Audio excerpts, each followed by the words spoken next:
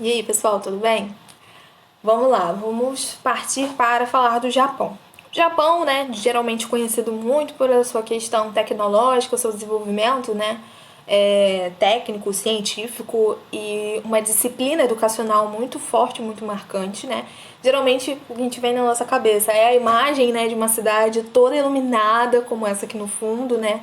Pensando em Tóquio, uma grande quantidade de pessoas circulando, né? Essa questão muito técnica envolvida. Pois bem, como que o Japão ele chega nessa situação, né, nesse cenário de desenvolvimento, né? A gente sabe que historicamente o Japão sempre teve um grande império, né? Até que ele passou por diversos problemas de crise de dominação, principalmente, né, pensando com o Império Chinês em disputas de territórios, tá? Mas vamos lá, ó, ali, ó, tá escrito para vocês, ó.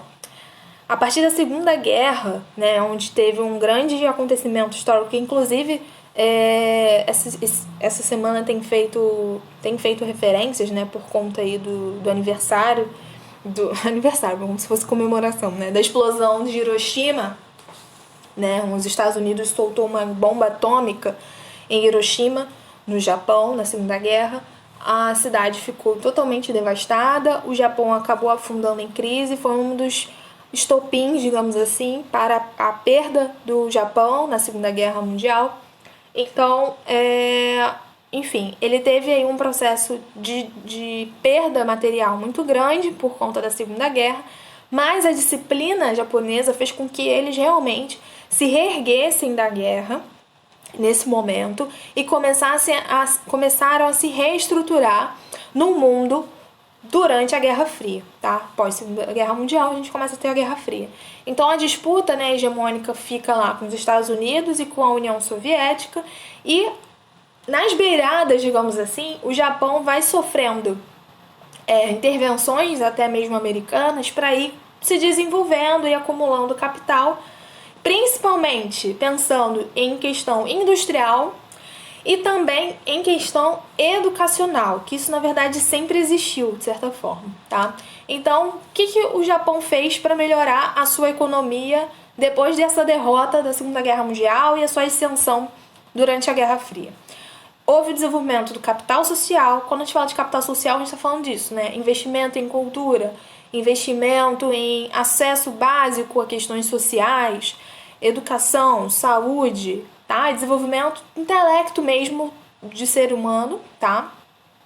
Integração de estrutura industrial, promoção de comércio e cooperação internacional, principalmente com o avanço do capitalismo surgindo. Ele se abre totalmente ao capitalismo, ele não é que nem os países socialistas e comunistas que se fechavam economicamente numa economia planificada.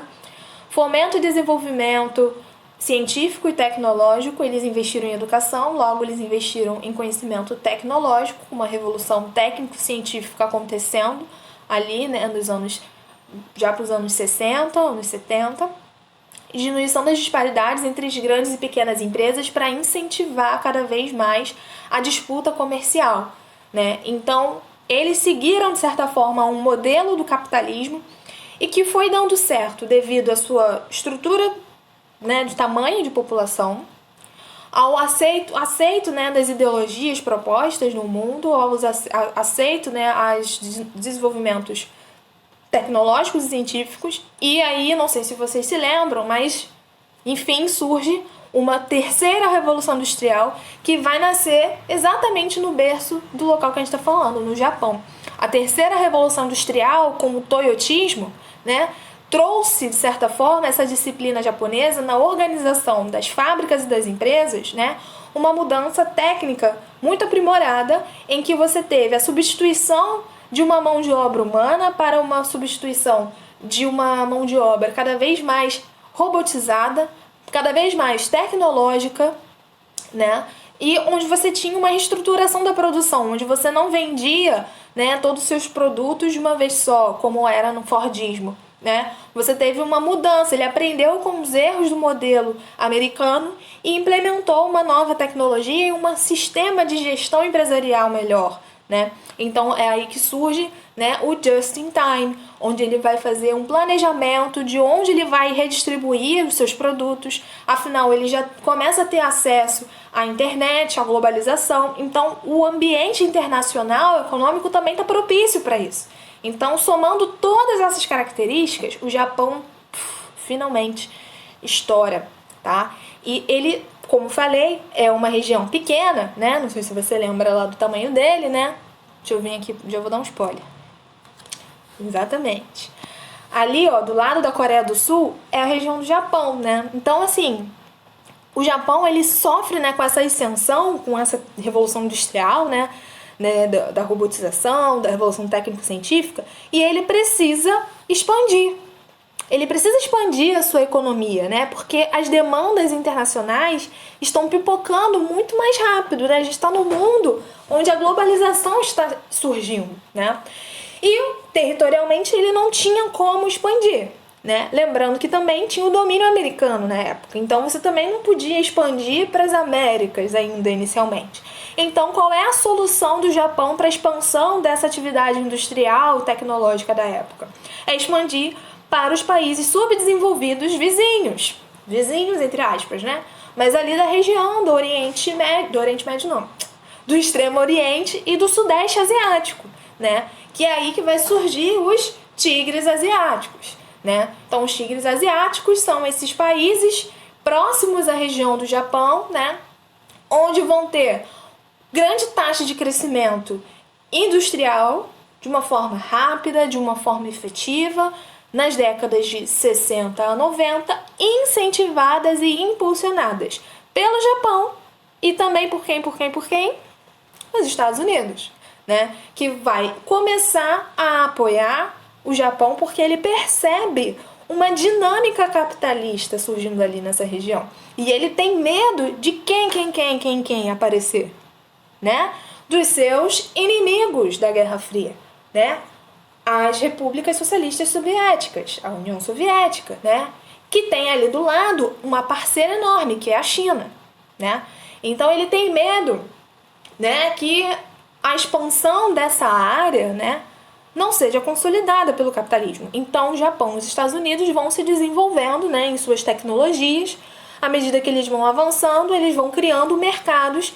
E, além disso, eles percebem facilidades, né, na implantação dessas indústrias em lugares onde você tem uma população que não tinha educação e que tinha ali uma oportunidade de trabalhar nessas fábricas, né? Trabalhar ajudando na produção, certo? Beleza, então esses são os tigres asiáticos. Deixa eu voltar, não falei quais são, né? Os países da primeira geração são a Coreia do Sul, Taiwan, Hong Kong e Singapura, tá?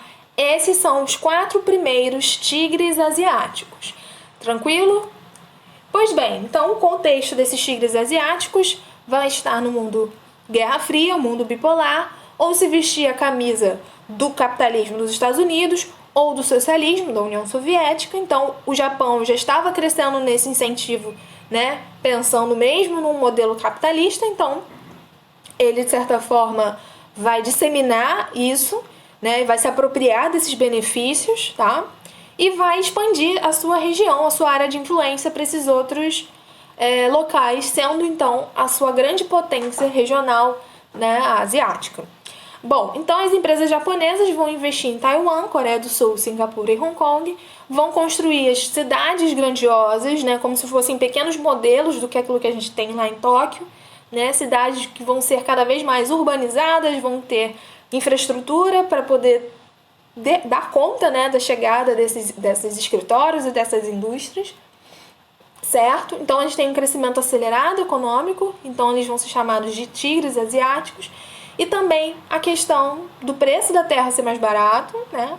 A mão de obra barata em relação aos países desenvolvidos, né? Então para ele era muito mais motivador investir na região próxima do que avançar para outras regiões americanas, né, do continente americano, ou do continente europeu ou africano. Tranquilo? Show de bola. Respira. Falta só mais um pouquinho para a gente finalizar essa questão dos tigres asiáticos.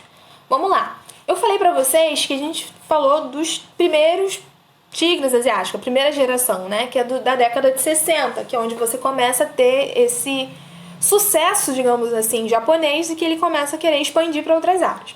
Mas esse sucesso vai se dando de uma forma tão efetiva e positiva nessas regiões, né? Coreia do Sul, Singapura, volta cá, eu já esqueci. Hong Kong e Taiwan, que ele vai implementar também em outras regiões com a ajuda dos Estados Unidos, né? Com predomínio de capital americano, na verdade. Então a gente tem outros países. Então na segunda geração a gente vai ter aí, ó, expansão para os amarelinhos: Indonésia, Malásia e Tailândia, mais 3. Beleza? Então a primeira geração são 4, na segunda são 3 e depois tem mais os novíssimos chegando, né? Que vão ser aí Filipinas e o Vietnã. Também vão entrar, isso já é algo mais recente, eles também vão entrar na briga e na disputa. Lembrando que são ainda países subdesenvolvidos, né? Que vão ter aí ainda questões de desigualdades econômicas e disparidades, com uma população ainda muito pobre, né, em algumas regiões, mas que tem aí um avanço industrial crescente e que vão espalhar os seus produtos de uma forma muito mais barata pelo mundo inteiro. Tranquilo? Então, resultados teve em taxas elevadas de crescimento e aumento de garantias sociais da população com predomínio de capital americano. Tranquilo? Beleza? E um dos países que a gente falou da primeira geração, que é a Coreia do Sul, ela tem essa facilidade muito grande, é uma das primeiras, né, a serem exploradas, até mesmo pela proximidade com o Japão, olha ali, né, no mapa. Né? E é exatamente do próximo vídeo que eu quero falar com vocês sobre essa região, que é a Península Coreana, tá? Que vai ter aí uma treta também fortíssima pra gente falar, que eu vou deixar pro próximo vídeo porque é muita coisa, tá bom? Vamos lá, gente, vamos seguir.